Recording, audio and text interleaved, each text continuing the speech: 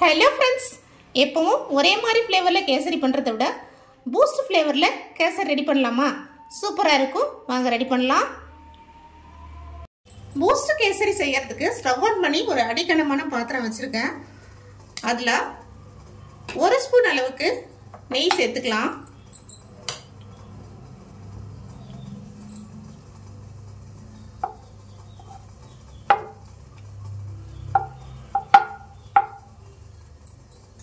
நெய் மெல்ட் ஆனதும் அதுல முந்திரி பருப்பு சேர்த்துக்கலாம்.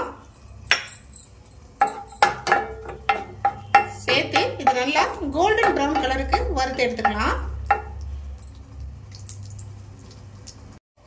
வறுத்து எடுத்துட்டேன். இப்போ அதே கடாயில ஒரு 1/2 கப் அளவுக்கு ரீஃபைண்ட் ஆயில் சேர்த்துக்கலாம். ஃபுல்லா நெய் சேர்த்து செஞ்சாலும் அதை சாப்பிட்றப்போ திகட்டுற மாதிரி இருக்கும். இப்போ இந்த கப்ல நான் 1 கப் அளவுக்கு ரவை எடுத்திருக்கேன். அதை இந்த எண்ணெயில வறுத்துக்கலாம்.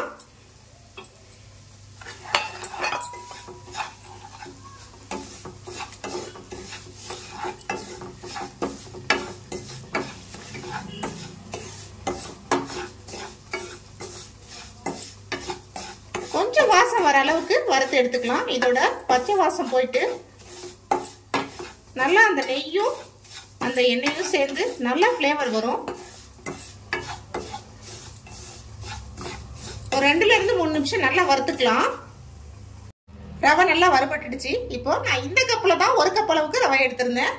இதே கப்ல 3 கப் அளவுக்கு தண்ணி எடுத்து நல்லா கொதிக்க வச்சு வச்சிருக்கேன். அதை இந்த ரவையில சேர்த்துக்கலாம்.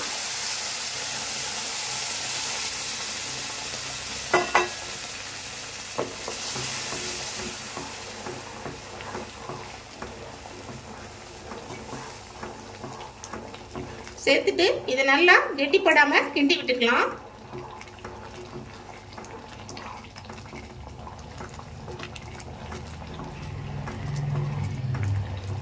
இந்த ரவை அப்படியே வெந்து வரட்டும்.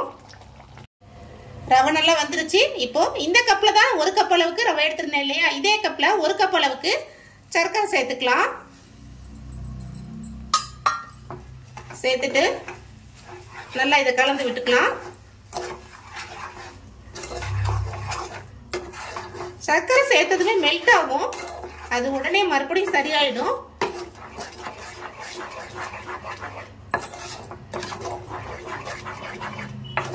நாம எப்பவுமே இந்த மாதிரி தண்ணியை கொதிக்க வச்சு ஊத்துறப்போ சீக்கிரமே குக் ஆயிடுங்க. கேசரி சீக்கிரமே ரெடி ஆயிடும்.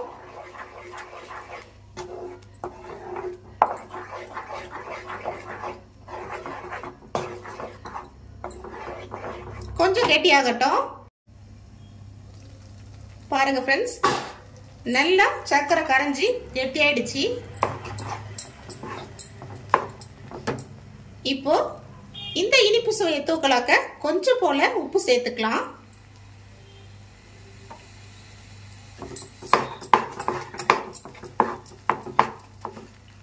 ஃபைனலா இப்போ அந்த பூஸ்ட் பவுடர் நம்ம சேர்த்துக்கலாம். ஏலக்காய்லாம் தேவையில்லைங்க. இந்த ஃப்ளேவரே சூப்பரா இருக்கும். நீங்களே ஒரு தடவை ட்ரை பண்ணி பார்த்துட்டு கண்டிப்பா கமெண்ட்ல சொல்வீங்க பாருங்க.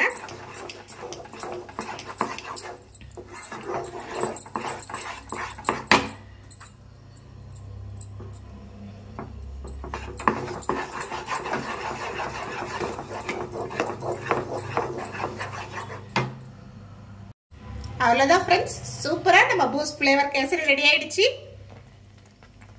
ஃபைனலா இன்னும் கொஞ்சம் போல நெய் சேர்த்துக்கலாம்.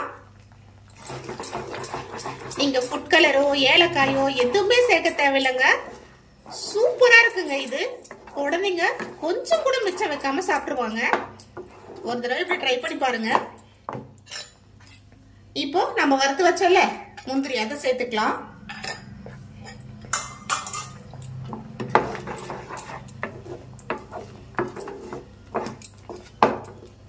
அவ்வளவுதான் ஃப்ரெண்ட்ஸ், ஸ்டவ் ஆஃப் பண்ணிடுறேன். கொஞ்சம் ஆறட்டன்னு சர்வ் பண்ணிட்டு உங்களுக்கு காமிக்கிறேன். பாருங்க ஃப்ரெண்ட்ஸ், கமகமான வாசத்தோட நம்ம பூஸ்ட் ஃப்ளேவர் கேசரி ரெடி ஆயிடுச்சு. சாப்பிட அவ்வளோ சூப்பராக இருக்குங்க. பார்க்குறதுக்கு அல்வா மாதிரியே இருக்குது பாருங்கள். ஒரு தடவை ட்ரை பண்ணி பாருங்கள். சூப்பராக இருக்கும் இந்த ரெசிபி. இந்த ரெசிபி உங்களுக்கு பிடிச்சிருந்தா லைக் பண்ணுங்கள், ஷேர் பண்ணுங்கள், மறக்காமல் நம்ம சேனலை சப்ஸ்கிரைப் பண்ணிடுங்க. Thank you friends.